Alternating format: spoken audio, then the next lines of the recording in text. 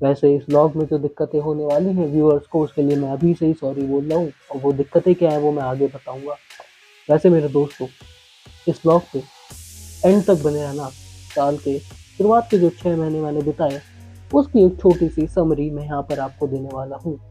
अगर आपको एक्सपेक्टेशन किसी नॉन वेज टेस्ट की है तो प्लीज अभी इस व्लॉग को छोड़ के चले जाओ मेरी ज़िंदगी से, क्योंकि मैं नॉनवेज बिल्कुल भी नहीं खाता। मेरी पर्सनल लाइफ, मेरी पर्सनल फूड प्रेफरेंस में सबसे ज़्यादा आता है स्ट्रीट फूड। कानपुर का अलग अलग कोनों का अलग अलग बढ़िया बढ़िया बेहतरीन स्ट्रीट फूड। जी हाँ दोस्तों, जिसमें सबसे ज़्यादा आपको देखने को मिलेगा मसाला डोसा, और सबसे कम देखने को मिलेगा मोमोज, क्योंकि मैंने कानपुर के सिर्फ एक ही जगह खाया, वो है टिमसम, जो कि है HBTU के हॉस्टल के सामने। एंड तक देखो, मजा आएगा तुम्हें, बहुत बढ़िया लगने वाली है ये जर्नी।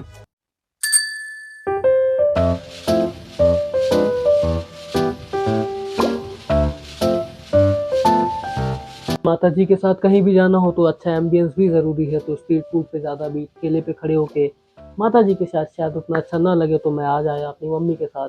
कानपुर के गुरुदेव में है, क्या है, गोविंदम रेस्टोरेंट। यहाँ पर हमने खाया मसाला डोसा, जिसकी कीमत थी मात्र 100 रुपए। माता जी जब अकेले आई थी तो उन्होंने यहाँ पर राजस्थानी कचौड़ी खाई थी, जो उनको बहुत अच्छी लगी, स्पेशली उस राजस्थानी कचौड़ी के साथ की सब्जी, जो कि एकदम भंडारे की सब्जी की जैसी थी।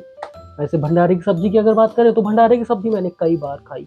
मुझे कहीं भी भंडारा दिखता है मैं अपनी स्कूटी रोकता हूँ, किनारे लगाता हूँ, और सबसे पहले भंडारे की 2 पूड़ी सब्जी, कभी कभी हलवा भी खाता हूँ, और मुझे बहुत ज़्यादा मज़ा आता है।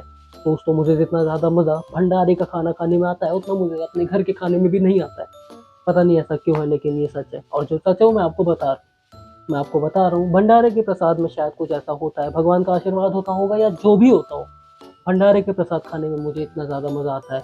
अब आप बोर हो गए होगे तो भंडारे की बातें बंद करते हैं और फिर से आ जाते हैं अपने स्ट्रीट फूड की जर्नी में वापस। तो हम थे अपने एम्बियंस की बात कर रहे थे, तो गोविंदम का एम्बियंस भी अच्छा है, और ये कानपुर में गुरुदेव में अभी 10 दिन पहले ही खुला है, तो ज़्यादा दिन भी नहीं हुए। अभी इनका मेन्यू भी सही से छपा नहीं था, क्योंकि उसमें मसाला डोसा तो था ही नहीं।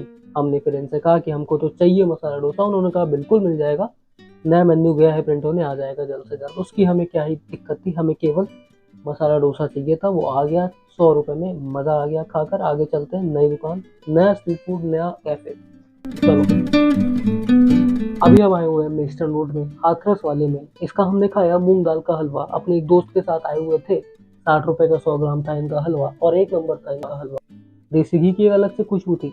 वैसे घर के खाने की भी बात करें तो बर्गर जो घर पे बनता है उसमें हमारी मम्मी चुकंदर और गाजर भी डाल देती है, पता नहीं क्यों। तो हाँ, घर का बर्गर कुछ ज़्यादा न्यूट्रिशियस होता होगा, लेकिन अभी हम बाहर की बात करने वाले। सावन का महीना था, एक ठंडाई का प्रोग्राम चल रहा था एक जगह, बढ़िया सा रुद्राभिषेक था, तो वहाँ पे ठंडाई पी।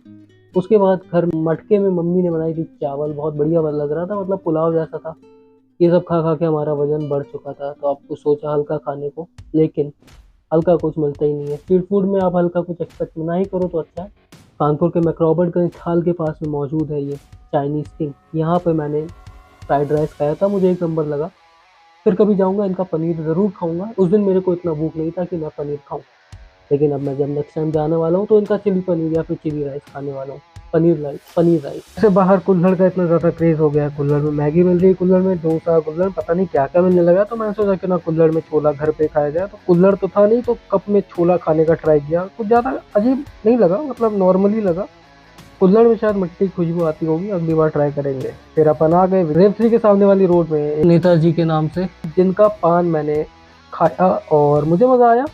मज़ा इसलिए आया क्योंकि पान खाने के बाद ये 3 अलग-अलग डंडियों में 3 अलग-अलग चीज़ें देते हैं। उन चीज़ों के नाम तो मुझे पर्सनली नहीं पता, लेकिन दोस्तों आप जब खाओगे तो आपको मज़ा आ जाएगा, ये मेरा वादा है। और मैं वादा जल्दी नहीं करता हूँ स्ट्रीट फूड के मामले में, लेकिन आज कर रहा हूँ। आप कभी जाना तो ट्राई करना। और ये 3 डंडियाँ जो देते हैं ना, उनको भी चाटना, मज़ा आएगा। कानपुर के आर नगर में है विष्णु। विष्णु की 3 दुकानें, विष्णु दुग्ध भंडार, विष्णु मिल्क प्रोडक्ट्स, और एक और। वैसे इस बार हम विष्णु में थे, इस विष्णु में, वहाँ पे हमने खाई कुल्फी, रबड़ी, लस्सी। तीनों ट्राई किया, तीनों मज़ा आया, लेकिन सबसे ज़्यादा मज़ा आया मुझे रबड़ी और कुल्फी को मिक्स करके खाने में। ये मतलब ये बिल्कुल नया सा कॉम्बिनेशन था। इससे पहले रबड़ी को लस्सी को मिला के पिया था, बहुत बढ़िया लगती थी, लेकिन रबड़ी को और कुल्फी को मिक्स करके खाने में अलग ही मज़ा आया। अब आते हैं फिर से एक बार अपने one of the favourite food point में। जी हाँ दोस्तों, मैं बात कर रहा हूँ भंडारे की, और मैं इस वीडियो में और भी कई बार भंडारे का जिक्र करने वाला हूँ, क्योंकि मुझे भंडारे का खाना वाकई पसंद है भाई। कभी खाना, आपको भी प्यार हो जाएगा भंडारे खाने से। डैम्स के एक प्रोफेसर से मुलाकात हुई जिन्होंने मुझे इस दुकान से इंट्रोड्यूस कराया, जहाँ का banana shake, papaya shake, mango shake काफ़ी फेमस है। मैंने तो नहीं पिया, उन सर ने पिया था। मुझे शेक पीने का कुछ खास मन था नहीं उस दिन। फिर अपन सीधा आ गए कानपुर के कुमटी में ये मसाला डोसा ट्राई करने। कुमटी में बहुत कुछ एक्सप्लोर करने को, साकेत नगर में भी बहुत कुछ है, और हाँ दोस्तों, रामा देवी में केडी के पास में भी बहुत कुछ है। कानपुर में ऐसे बहुत सारे नए नए स्टॉल्स ओपन हो रहे हैं और नई नई फूड गलियां ओपन हो रही हैं, जहां आप चाहोगे तो आपका दिल खुश हो जाएगा, दिल गार्डन गार्डन हो जाएगा अगर आप एक फूड लवर हो, स्पेशली अगर आप एक स्ट्रीट फूड लवर हो तो।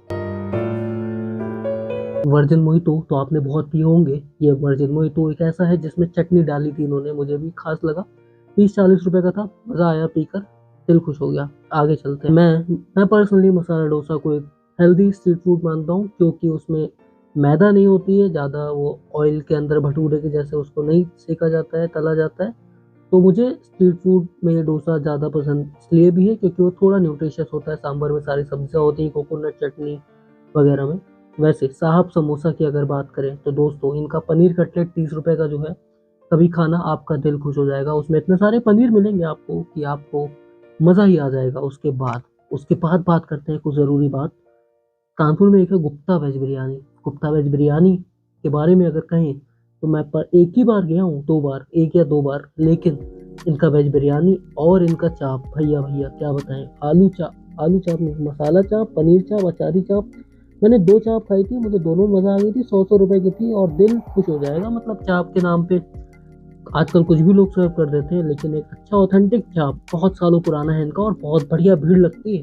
तो भीड़ के हिसाब से जस्टिफाई भी करता है अगर आप खा के देखोगे तो। ये है कानपुर का सबसे पॉपुलर।